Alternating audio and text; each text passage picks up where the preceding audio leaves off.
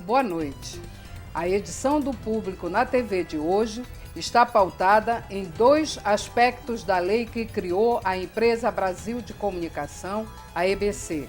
São os itens 2 e 4 do artigo 3º que orientam para a responsabilidade com a formação e o desenvolvimento da consciência crítica do cidadão. Sabemos que os meios de comunicação desempenham importante papel na vida em sociedade. E a teledramaturgia tem um lugar de destaque na audiência das TVs, principalmente entre as mulheres. As novelas ditam moda, inspiram comportamentos e, de certa forma, apontam o papel de cada cidadão no cotidiano real. A responsabilidade da teledramaturgia vem aumentando à medida que chama atenção para os dilemas sociais importantes. Mas até que ponto é fácil fugir a estereótipos que ao longo da história marcam a desigualdade e o preconceito? O Público na TV vai observar como as mulheres são referidas nas minisséries que a TV pública tem levado ao ar. As minisséries foram selecionadas através do projeto FIC TV. A primeira minissérie a ir ao ar foi Natália. A personagem, uma garota do subúrbio do Rio de Janeiro, leva uma vida dedicada ao noivo, à família e à igreja, onde o pai era pastor. Natália trabalhava em uma lanchonete e foi descoberta por um agente que a convidou a ser modelo. Começa então o dilema da jovem, que tem que decidir entre a vida simples que levava e a nova profissão. A segunda minissérie foi baseada nas tiras de Alan Sieber, Vida de Estagiário, publicadas no jornal Folha de São Paulo. O cartunista gaúcho é reconhecido pelo sarcasmo e humor ácido de suas obras. A minissérie conta as aventuras e desventuras de Oséias, um jovem estagiário de uma agência de publicidade que sofre ao ter que realizar tarefas que não têm nada a ver com o estágio. Oséias, a gente precisa conversar. É sério.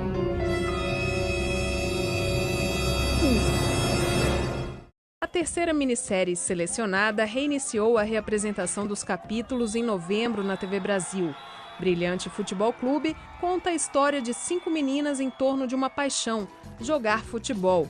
Produzidos pela Mixer e dirigidos por Kiko Ribeiro, Luiz Pinheiro e Zaracla, os episódios abordam assuntos como o primeiro amor, a difícil relação com os pais e a angústia dos jovens ao ter que tomar decisões.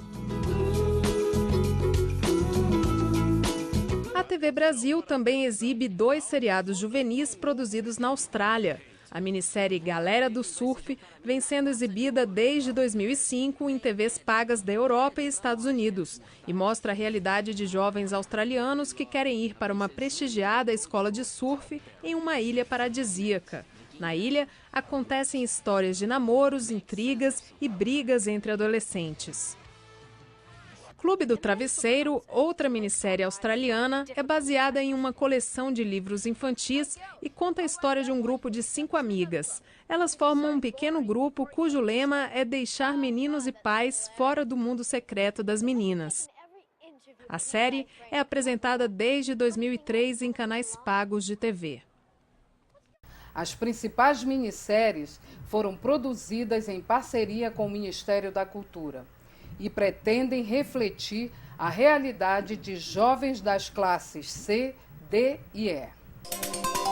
Fale com a ouvidoria pelo e-mail ouvidoria@ebc.com.br, pelos telefones 061 3799 5243 ou 3799 5244, ou envie uma carta para a EBC, Empresa Brasil de Comunicação, Setor Comercial Sul, Quadra 8, primeiro subsolo, Brasília, Distrito Federal, CEP 70 333 900.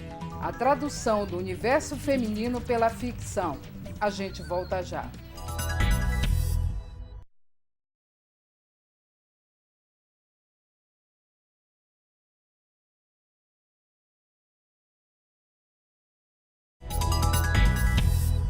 Clube do Travesseiro e Galera do Surf, duas produções que vêm conquistando a audiência do público jovem.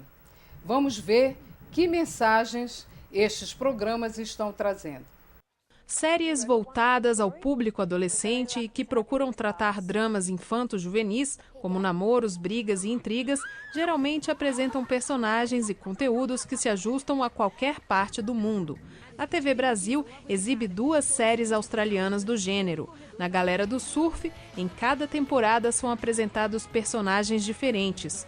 Bem feitos de corpo, em sua maioria brancos e loiros, eles vivem situações e problemas familiares distantes da realidade brasileira.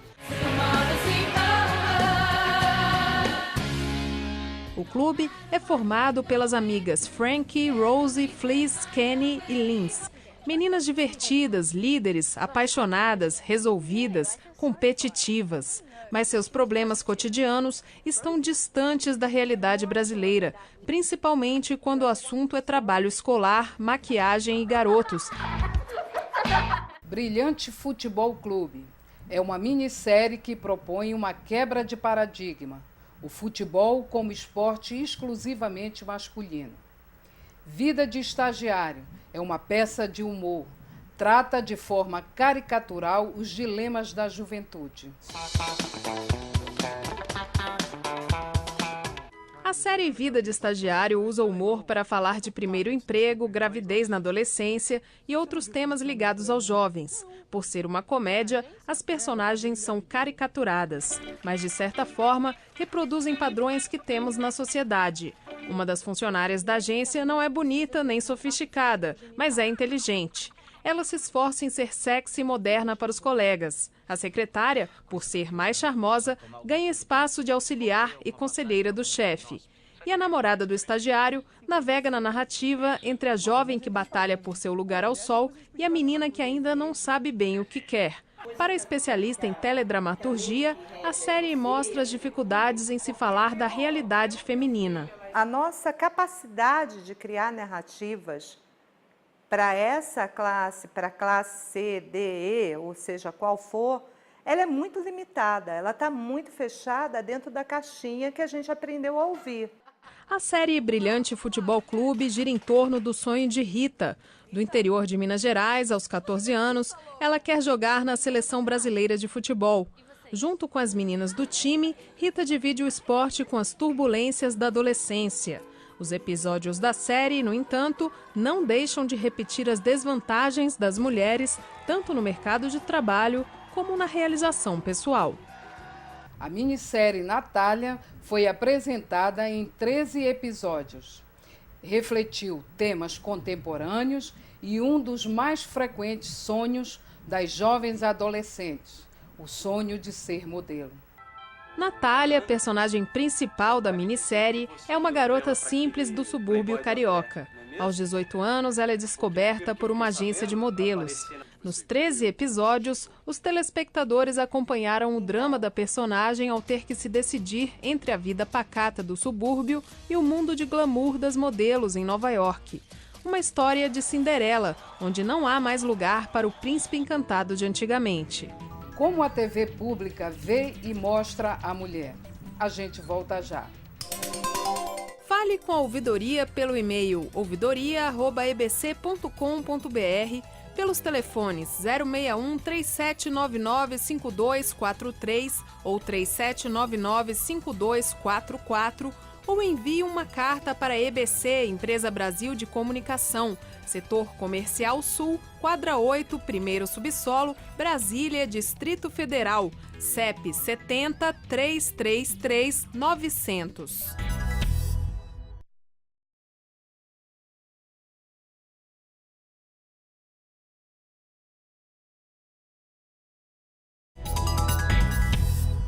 As novelas e minisséries retratam o cotidiano a partir de regras técnicas de produção. Mas a criatividade dos autores é que traduz em personagens uma visão de mundo da sociedade e dos indivíduos. O que nos motivou foram dados de pesquisas que mostram a permanente situação de desvantagem da mulher na sociedade. elas estão cada vez mais inseridas no mercado de trabalho. Segundo dados do Censo 2010 do IBGE, cerca de 35% das mulheres tinham carteira assinada. Entre os homens, este percentual era de 43,9%. As mulheres empregadas sem carteira assinada e trabalhando por conta própria correspondiam a 30% do mercado de trabalho, enquanto entre os homens o índice era de 39%. O nível de escolaridade entre as mulheres que trabalham é maior do que o dos homens. Mesmo assim, elas ganham em média cerca de 70% do salário dos homens. No mercado formal, a diferença aumenta para 74%. No mercado informal, elas recebem ainda menos, 63,5% do que ganham os homens. A diferença também aumenta entre os mais escolarizados. As mulheres com 12 anos ou mais de estudos recebem, em média, 58% do rendimento dos homens com o mesmo nível de instrução. Apesar da desvantagem, 39% dos lares são providos unicamente por mulheres e 30% dependem da participação da renda da mulher, o que indica que 69% dos lares dependem do trabalho delas. Mesmo assim, elas permanecem como as principais responsáveis pelas atividades domésticas e cuidados com os filhos e familiares. Mas a desigualdade não é o único indicativo da condição da mulher na sociedade. A Secretaria de Políticas das Mulheres registrou somente este ano quase 110 mil ligações na Central de Atendimento à Mulher, o Disque 180. 60% delas foram de relatos de violência física e 25% de violência psicológica. Muitas mulheres vítimas de violência não denunciam por medo ou vergonha. Segundo o estudo, na maioria dos casos o agressor é o marido, namorado ou companheiro da vítima. O levantamento mostra ainda que 50,4% das mulheres que sofrem agressão têm entre 20 e 34 anos. 50,8% delas são casadas. A professora Maria Taide Malcher é doutora em comunicação e coordenadora da pós-graduação em comunicação da Universidade Federal do Pará. Como pesquisadora, ela dedica-se à análise dos produtos televisivos, principalmente a teledramaturgia. Para ela, competência técnica e beleza são requisitos fundamentais nas produções de TV. Em alguns momentos, a gente tem algumas produções que a gente não sabe explorar muito bem para discutir determinados temas. E elas dão subsídio para isso, mas a gente não consegue. Primeiro porque a gente tem um preconceito muito grande em tudo que tem na TV. E de outro lado, tem muita produção que só reforça o que está aí, sem nenhuma discussão. Mas mesmo essa que só reforça, se nós tivéssemos condições, aparatos críticos para analisá-la, até essa que reproduz um estereótipo poderia trazer muitos benefícios. A gente não tem aparato para discutir algumas coisas, mesmo quando essas coisas, o que é exibido, reforça estereótipo e põe a mulher, o negro, o índio, na posição de desvantagem ou naquela posição que a gente está habituado a ver. Mas a gente também não consegue desconstruir isso porque a nossa formação, a forma que a gente tem de ver a vida é essa. Enquanto nós não tivermos base educacional, e eu não estou falando só escola formal, eu estou falando de tudo, de acesso a bens culturais, de acesso a tudo mais além da televisão, a gente tem um risco muito grande. Por quê? Porque a gente tem o audiovisual televisivo como único lugar para indicação de parâmetros para a vida. E aí é evidente, uma boa narrativa envolve qualquer um, uma boa história bem contada envolve qualquer um, a mim, a você.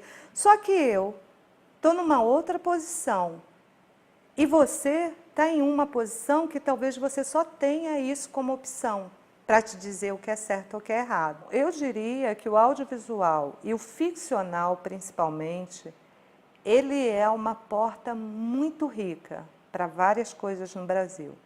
Só que para isso a gente tem que adquirir competência, tanto para fazer como para ler. Entendeu? Ler o audiovisual. Nós temos uma competência muito grande de leitura audiovisual brasileiro. O brasileiro ele foi alfabetizado a partir da televisão. Então, nós temos uma capacidade de leitura audiovisual muito grande. Mas a nossa capacidade de leitura audiovisual, ela tem mais a ver com a estética, com o formato, e menos com a questão do aprofundamento e da análise crítica. Eu acredito, na comunicação pública, na TV pública, é esse o espaço, A iniciativa privada não vai parar para ver isso, porque até quando ela para, se der muito trabalho, ela larga. Ela larga. Se der muito trabalho, se for despender muito dinheiro, ela larga, porque é um negócio. Agora, a TV pública, a rádio pública, ela tem obrigação, é esse o papel, de fomentar novos fazeres e propor novos olhares. Mas a gente vai ter a reprodução do que a gente vê na iniciativa privada, esses programas que reforçam o estereótipo, que reforçam o papel da mulher, que não trazem benefícios para uma discussão mais aprofundada. Mas aí a gente vai fazer um tratado, uma tese. Não. Televisão é televisão, audiovisual é audiovisual, tem que ter espetáculo, tem que ter ficção, tem que ter beleza, sim. Mas qual é a beleza? Ao tratar deste assunto, esperamos ter contribuído para provocar uma reflexão, principalmente no público telespectador. Até que ponto a ficção está reforçando comportamentos e modelos que já não deveriam ter lugar na vida real? Pense nisso.